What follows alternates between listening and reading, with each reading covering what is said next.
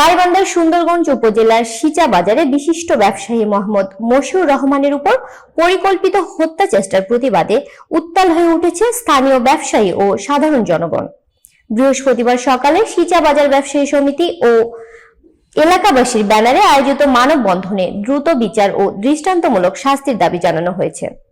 জানা গেছে, গত 18 জানুয়ারি রাত আনুমানিক 1:30 ব্যবসায়ী মশিউর রহমানের উপর একদল দুর্বৃত্ত নৃশংস ও পরিকল্পিত হামলা চালায়।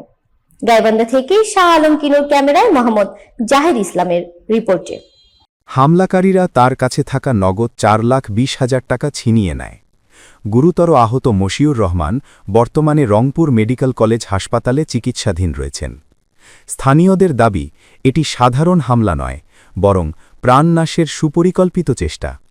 মানববন্ধনে বক্তব্য রাখেন সিচা বাজারের বিশিষ্ট ব্যবসায়ী হোসেন আলী, রবিউল ইসলাম তরু, মোজাফফর রহমান, আকু মিয়া, সাজেদুল ইসলাম, মমিনুল ইসলাম বাবু, কাপড় ব্যবসায়ী শাহিন ইসলাম জুয়েল সহ অন্যান্য ব্যবসায়ী ও স্থানীয় নাগরিকরা।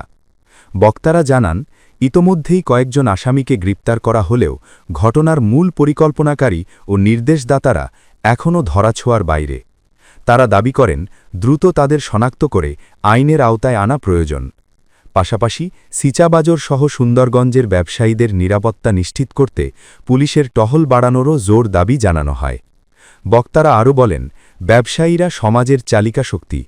যদি মশিউর রহমানের মতো একজন বিশিষ্ট ব্যবসায়ী নিজ এলাকায় নিরাপদ না থাকেন, তবে সাধারণ মানুষের নিরাপত্তা কোথায়?